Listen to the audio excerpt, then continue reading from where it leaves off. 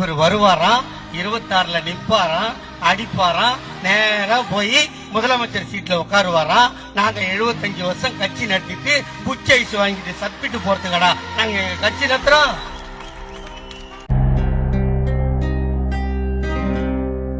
என் கால்ல வந்து விழுங்கடா, என் கால்ல வந்து விழுங்கடா.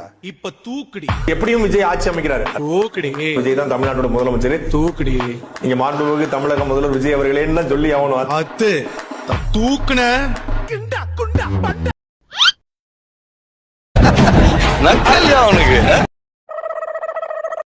எங்க திராவிட முன்னேற்ற கழகத்துடைய ஒரு கடைக்கோடி தொண்டனை நிக்க வச்சு உங்களால ஜெயிக்க முடிஞ்சதுன்னா மக்களை சந்திங்க.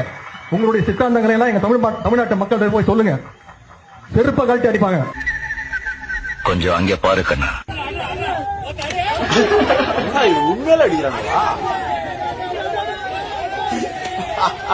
தமிழ்நாட்டிலே நடைபெற்று முடிந்திருக்கின்ற தேர்தலில் தமிழ்நாட்டினுடைய ஒரு நடிகராக இருந்த நண்பர் விஜய் அவர்கள் ஒரு பாரிய வெற்றியை அந்த தேர்தலிலே பெற்றிருக்கிறார். ஈழத்தமிழர்கள் சார்பாக இந்திய வரலாற்றில், குறிப்பாக தமிழ்நாட்டினுடைய தேர்தல் வரலாற்றில் பாரிய வெற்றியை உருவாக்கிய சகோதரர் விஜய் அவர்களுக்கு எங்களுடைய வாழ்த்துக்களை.